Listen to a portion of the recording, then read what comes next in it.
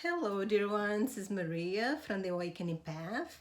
Today is March 24th, 2022, and I would like to tell you three stories, three events that happened in my life that later on I realized I was in a potential danger, and I realized also that I was saved, protected by divine intervention.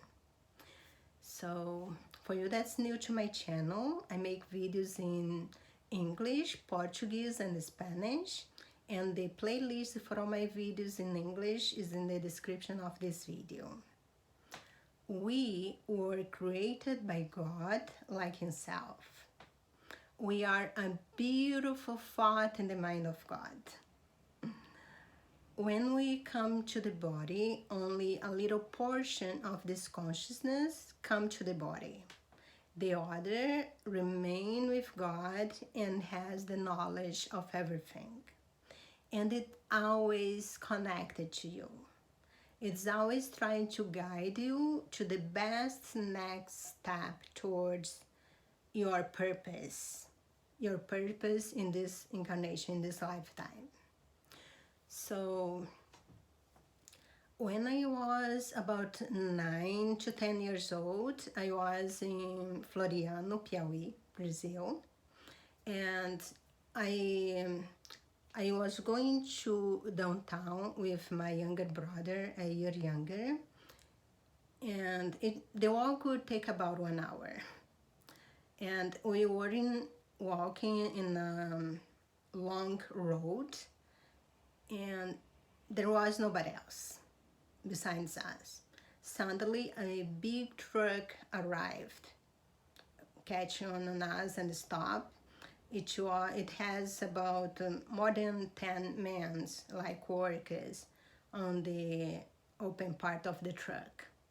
And the driver stopped and he asked, "Where are you guys going?" I said, "We're going to downtown. So would you like a ride? We are going the same direction. We take you guys." So, okay. I was 9 years old, naive. I didn't thought there was any problem. So we climbed up the truck, me and my brother. But as soon as I climbed the truck, there was a strong feeling telling me, "Get off the truck, get off, get off." So I just, because no, we changed our mind, we're going down, we are leaving, we're not taking the ride. So I started climbing down, and my brother didn't understand. And said, "Come on, come with me." So he didn't understand, but he also got off the truck, and then they left. Only we never really told that event to nobody. But later on, I realized, that was really not a great idea to little kids to have a ride with so many men. So I understood later on that my guides was telling me not to go. So that was the first story. Another story was I was living in Sao Paulo. There was a Saturday. At that time, on Saturdays, I would have classes at my college in the afternoon, and then I would go straight to work. And the work I would stop around 11 and then change until I pick up the bus. Sometimes I would get home around 1 o'clock.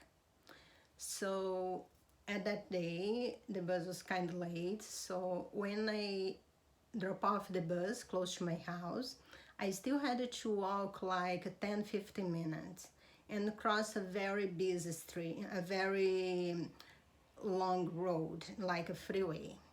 In Brazil, we don't have freeway, but it's like a freeway. It's called the States Avenue. There was nobody else on the streets. When I was about to cross, I saw a car coming in from the distance, and I thought, I need to rush and cross before they catch on with me. But I also thought, I'm not gonna run, because if I run, they will think I'm afraid. So I just walked very fast, and I was able to cross the street. But before I turned to the right to my village, they stopped right by my side. And then they said hi. And then I just stopped. I looked at them. I showed no fear.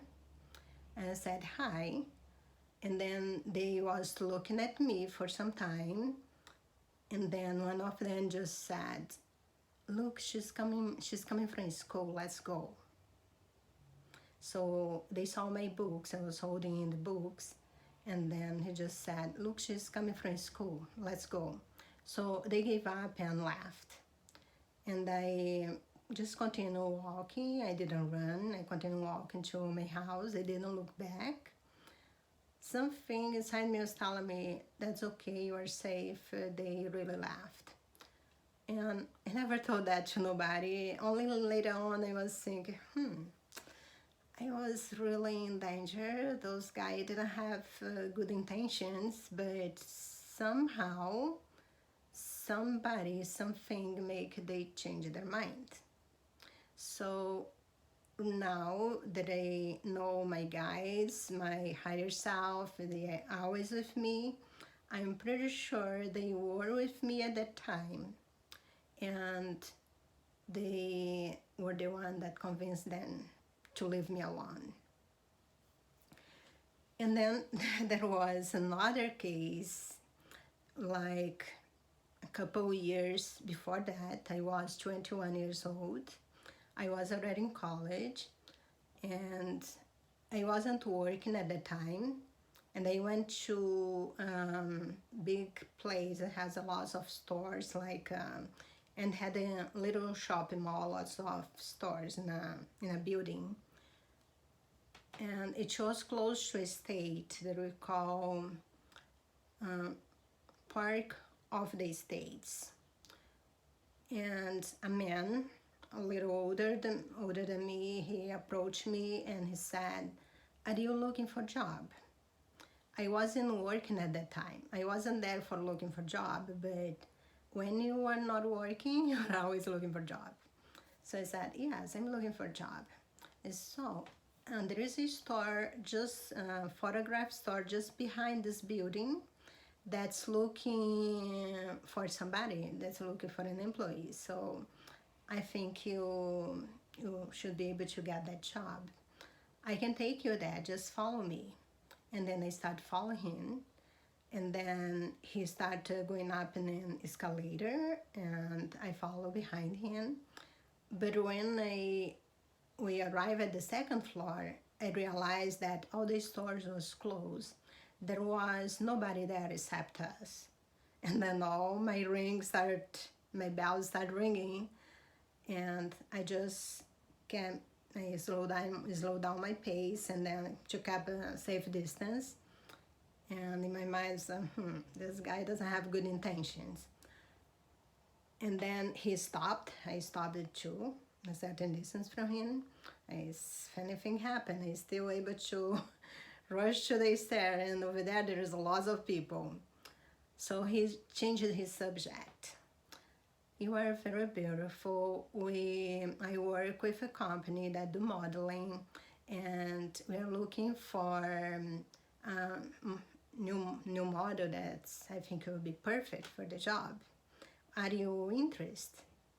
And they said, no, I'm not interested, because I know how those things work. First you say, oh, we'll just take picture of clothes, but then later on you always try to persuade the girls to take picture without clothes, and there's no way you're gonna do that, so I'm not interested. And then he says, no, we are very serious. We work with some fashion companies. It's just to take picture with their clothes and blah, blah, blah. But then I just look at him very serious and said, look, I do want to succeed in life, but I'm doing college, I'm studying English, and I will succeed in life using my mind, not my body. So when I said that, he was quiet for a moment, and then he just said, okay, so just keep going straight. You're gonna see a staircase, there is a door. You're gonna cross the street, the store is right there. And then he turned around and he went back to the same place that we started. And then I did what he said, but when I reached the other side, there was some stores, but there was no job. So I just figured it out as he was just wanted to offer me a modeling opportunity. So I forgot about, but 3 or 4 months later, it was August 1998, I was listening to the news and they start talking about a serial killer. And they said there is, they approached the victims, offered them a modeling opportunity, and then he took them, his motorcycle, take to the park. It's like Park of the States, and then he rapes and killed them. And he did that with 11. And then they showed a picture of him. And then I was like, a rush of adrenaline just went through my body and laughed and said, wow, that was him. I had an encounter with him.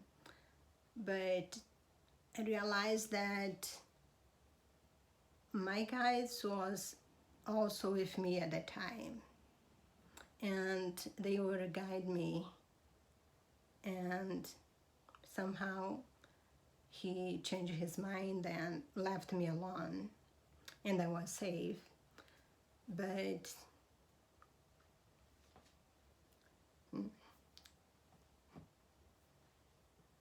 sorry, I got a little bit emotional on that.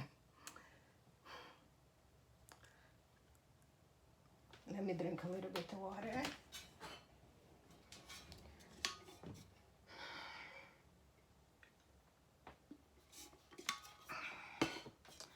So I decided not to tell to my brothers. I was living with my brothers. I decided not to tell to nobody because I didn't want them to be afraid for me when I was out.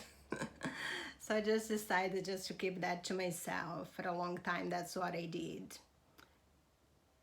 But the thing is, I always felt protected. I always felt protected by the divine, by my guides, by my higher self, the angels, whatever.